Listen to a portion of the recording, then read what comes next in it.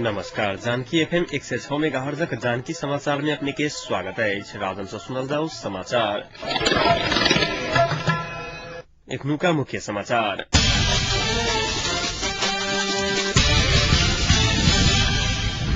एहि वर्ष दैनिक 15 घंटा धरि लोड सेटिंग है तो ऊर्जा मंत्री पुष्ट बहादुर बोगटी के कहब।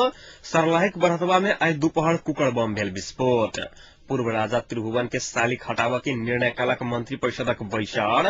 क्रांति एखनो बाकी रहल प्रधानमंत्री बाबूराम भट्टराईक कहब। आ चीन में 8 बच्चा वाली महिला के लेल चीनिया सरकार चिंता में। ऊर्जा मंत्री पुष्ट बहादुर बोगटी एहि वर्ष दैनिक 15 घंटा धरि लोड सेटिंग हैत बतौने अछि। चितवनक शक्तिखोर में नेपाल विद्युत प्राधिकरण हेठौड़ा भरतपुर 220 केवी प्रसारण लाइन आजनाक टावर शिलान्यास कार्यक्रम के संबोधन करैत मंत्री बोगटी मांग अनुसार भारत से एहि वर्ष 100 मेगावाट मात्र बिजली आयात ताहि कारण से लोड सेटिंग के समय अगाड़िए साल के जेहन हैत बतौने छलाह। ओ बिजली उत्पादनक लेल आजना सभक मरम्मत में जोर देबऽ के अपन योजना रहल बतौने छलाह।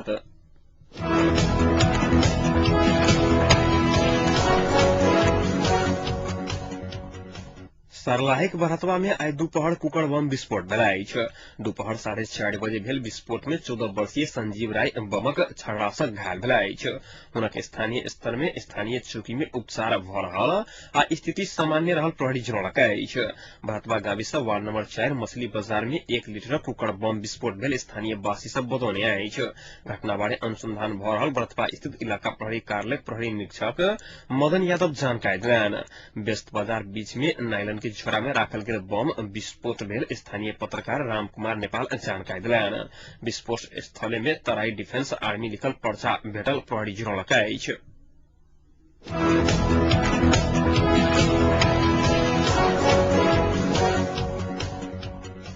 सरकार काठमांडू के शहीद गेट में रहल पूर्व राजा त्रिभुवन के सालिक हटावा के निर्णय कने अछि।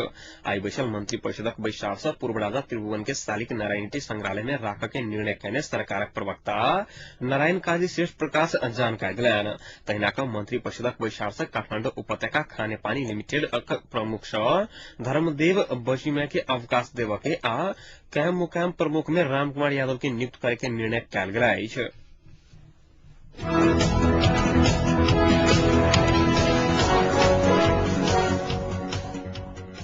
प्रधानमंत्री डॉक्टर बाबूराम भट्टराई समाजवाद आ साम्यवाद में पहुंचा के लेल क्रांति एखनो बाकी रहल बतौने छथि। जन संस्कृति नेपाल आई राजधानी में कैने कार्यक्रम के संबोधन करैत प्रधानमंत्री भट्टराई समाज में सामंतवाद अवशेष एखनो बाकी रहल सब संस्कृति सब विगत में जेहन अपन सांस्कृतिक चेतना के अभियान में जारी राखऽ पड़त बतौने छलाह।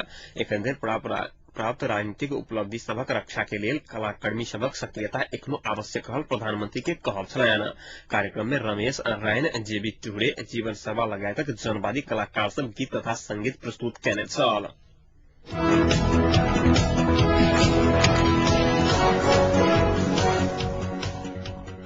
विद्युत प्राधिकरण शाखा कार्यालय लालबंदी विद्युत चोरी नियंत्रण अभियान अंतर्गत आई 20,000 से बेसी राजस्व संकलन कयने अछि।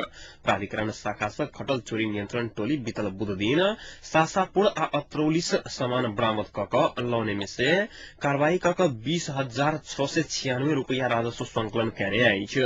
बीतल बुध दिन विद्युत प्राधिकरण लालबंदी प्रशाखा प्राविधिक मोहन श्रेष्ठ आ नवलपुर प्रहरी चौकी के इंचार्ज प्रहरी सहायक निरीक्षक वासुदेव दितालक नेतृत्व में पहुंचल टोली विद्युत चोरी कर रहल ठाम से विभिन्न सामग्री सब बरामद कयने छल।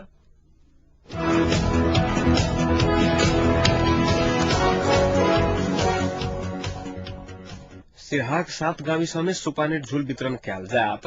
मलेरिया प्रभावित रहल जिला के बिशनपुर कट्टी रामनगर मिर्चैया अफसनपुर चंद्रलालपुर चंद्र उदयपुर लालपुर आ बड़हरा माल गाविस में सुपानेट झूल वितरण कयल जायत। 35,460 थान प्रभावित गाविस में वितरण कयल जायत जिला स्वास्थ्य कार्यालय सिरहा जनौलक अछि। इपिमीडियोलॉजी आ रोग नियंत्रण शाखाक सहयोग में वितरण कयल जायत बताओल गेल अछि।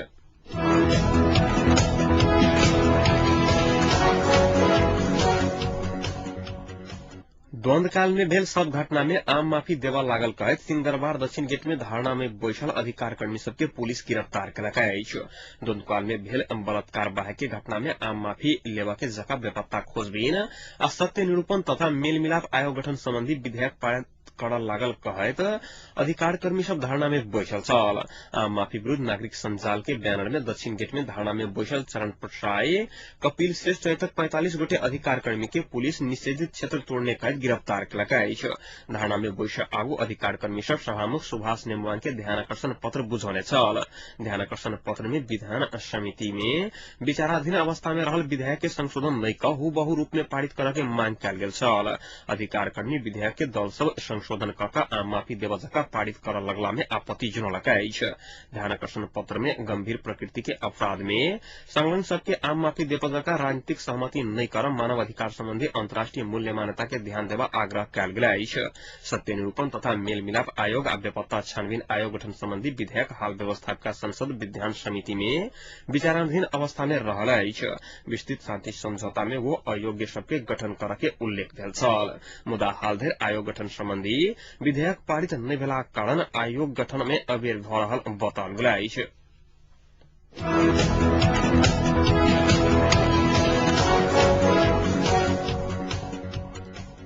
महतरी के पशुपति नगर में बीतल रात ठंडा से कठुआ के एक वृद्ध के मृत्यु भेल अछि।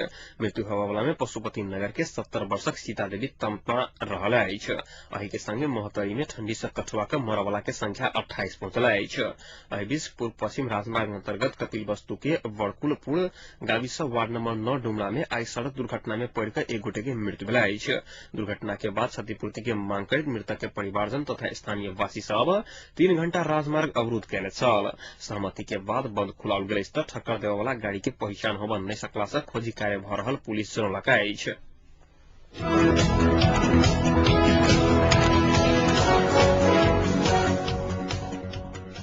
एकीकृत नेकपा माओवादी भीतर लंबा समय से जारी अंतर्द्वंद समाधान करबा लेल केंद्रीय उपसमिति के जारी बैसार में अध्यक्ष प्रचंड सहमतिक संख्या प्रस्ताव लाबऽ के तैयारी केने छथि। हुनकर 10 सूत्रीय राजनीतिक प्रस्ताव आ ओहि ऊपर उपाध्यक्ष मोहन वैद्य किरण अलग मत के विषय में केंद्रीय सदस्य सभक आरोप प्रत्यारोप के रूपे प्रस्ताव पक्ष आ विपक्ष में धरना राखऽ के क्रम आयो जारी रहल।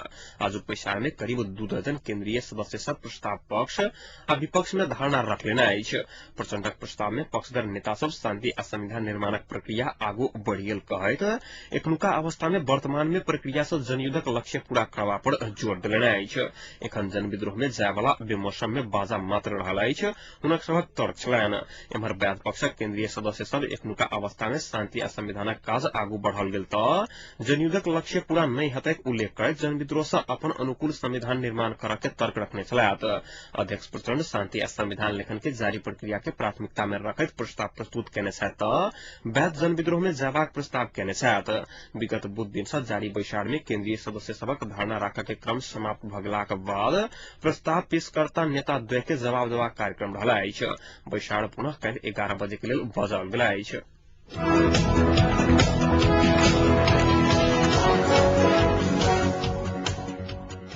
राजधानी में पेट्रोलियम पदार्थ में अभाव झेल रहल यातायात व्यवसायी सब आब नेपाल आयल निगम में धरना देलक अछि। कार्यालय समय शुरू होते व्यवसायी सब निगम के बब्बर महल स्थित कार्यालय के मुख्य द्वार पर 2 घंटा धरना देलक अछि। व्यवसायी के धरना से कर्मचारी सब के कार्यालय प्रवेश में बाधा उत्पन्न भेल छल। किछु दिन एम्हर राजधानी सहित देश के विभिन्न भाग में पेट्रोलियम पदार्थक अभाव देखल गेल अछि। डीजल के अभाव में सार्वजनिक यातायात संचालन में कठिनाई उत्पन्न भेला बाद सहज आपूर्ति के मांग करैत यातायात व्यवसायी सब आंदोलन में उतरल अछि। भारतीय आयल निगम उधारी देबऽ बंद कला बाद ईंधन के अभाव देखल गेल अछि। नेपाल राष्ट्रीय यातायात व्यवसायी संघक अगुवाई में निगम में धरना देल गेल छल।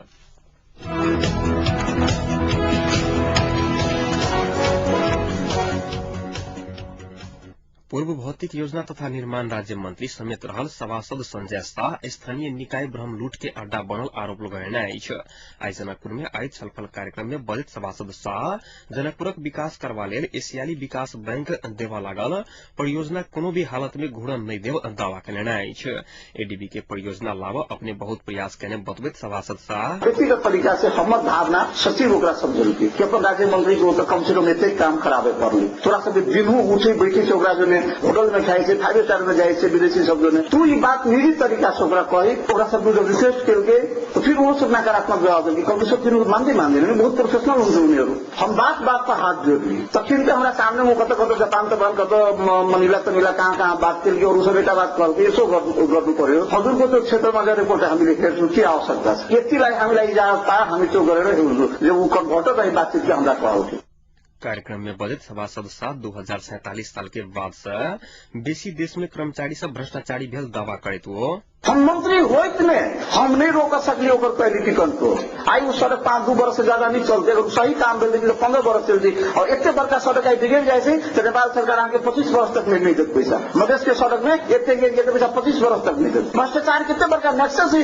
कर्मचारी तंत्र में 2047 साल के बाद यहाँ से कान खोल के लिख लू अगर सबसे ज्यादा बेनिफिट कोई लेगी तो नेपाल में कर्मचारी तंत्र कर्मचारी के भेले यूनियन खोल लुट रहा है अहाँ कतु तो ताला मार ले एखन दलक नेता सब 3टा बात बजैत जनता के आवाज हरण कर रहल आरोप लगबैत हो 3टा वर्ड चाहिए बड़का नेता सब पार्टी सब देश के बंधक बना देने सिर्फ 3टा वर्ड प्रयोग करत देश में संक्रमित अवस्था में अहिले धेरै कुरामा नलागू दोसर बात को शांति प्रक्रिया पूरा गर्नु छ तेसर बात कह दे संविधान बनाउनु 3टा बात बोल के देश के सब बंधक बना देने विचार के अपहरण कर लेने जनता के लोकतंत्र के अपहरण कर लेने प्रजातंत्र के वही हाउस में मतलब जे हाउस लोकतंत्र के मंदिर वही हो तो लोकतंत्र के गला घोटल जाए हत्या कर जाए एक सांसद के हाउस में बोले से रोकल जाए कब बोलते एक सांसद हम जनता के ठीक कही हम लेते नहीं कमा चीज हम कतु नहीं सुनिए तो टूट तो कब करी तो यही कारण टूटे फेरि पनि तोड़ू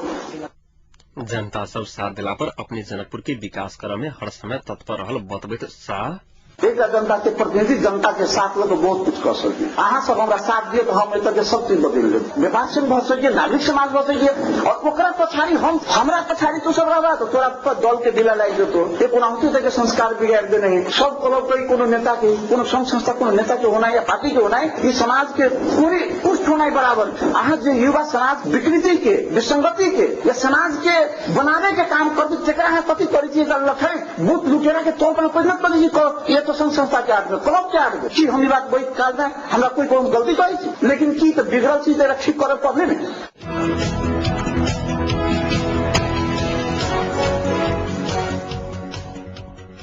नगरपालिका एसोसिएशन द्वारा कयल गेल तालाबंदी के कारणे जनकपुर नगरपालिका कामकाज आइ दोसर दिन सेहो ठप रहल अछि कामकाज करबा लेल असुरक्षित वातावरण भेला स्थानीय विकास मंत्रालय सँ पठाओल गेल कार्यकारी अधिकृत के कार्यालय में उपस्थित करबा के मांग करैत एसोसिएशन कार्यालय में काल्हि सँ अनिश्चितकालीन के लेल तालाबंदी केने अछि एसोसिएशन द्वारा कयल गेल तालाबंदी के कारणे नक्शा पास सिफारिश विवाह दर्ता जन्म दर्ता सहितक सर्वसाधारण काज प्रभावित भेला अछि एसोसिएशन दमकल सेवा छोड़ि अन्य संपूर्ण काज ठप केने अछि एहिसँ पहिने नगरपालिका बोर्ड प्रतिनिधि द्वारा कयल गेल आंदोलनक क्रम में नगरपालिका कामकाज करीब 20 दिन धरि तक प्रभावित भेल छल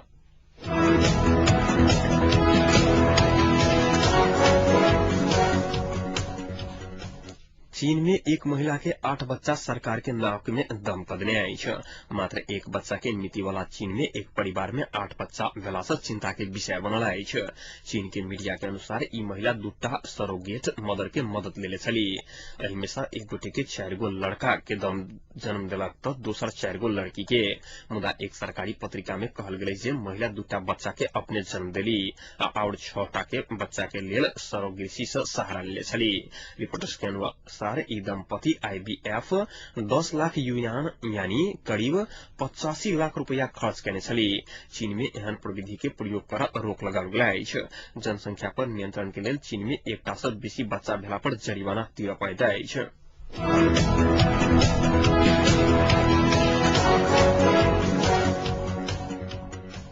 आब तापक्रम एखन जनकपुर तापक्रम 17 डिग्री सेल्सियस रहल अछि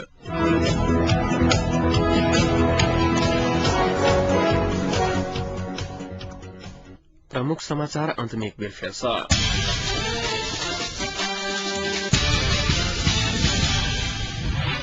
एहि वर्ष दैनिक 15 घंटा धरि लोड सेटिंग हैत ऊर्जा मंत्री पुष्ट बहादुर बोगटी कहब सर्लाहिक बढ़तबा में आइ दुपहर कुकर बम भेल विस्फोट पूर्व राजा त्रिभुवन के सालिक हटावा के निर्णय कालक मंत्री परिषदक बैसार क्रांति एखनो बाकी रहल प्रधानमंत्री बाबूराम भट्टराईक कहब चीन में 8 बच्चा वाली महिला के लेल चीनिया सरकार चिंता में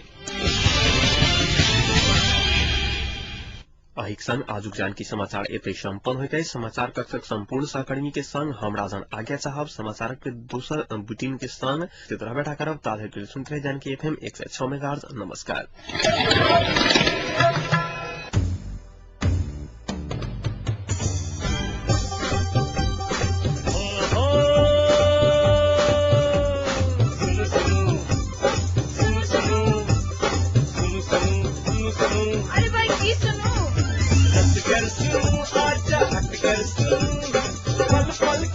घर फैसल जानकी सबकी मन माँ की कपल बात ऐसा सुनो जानकी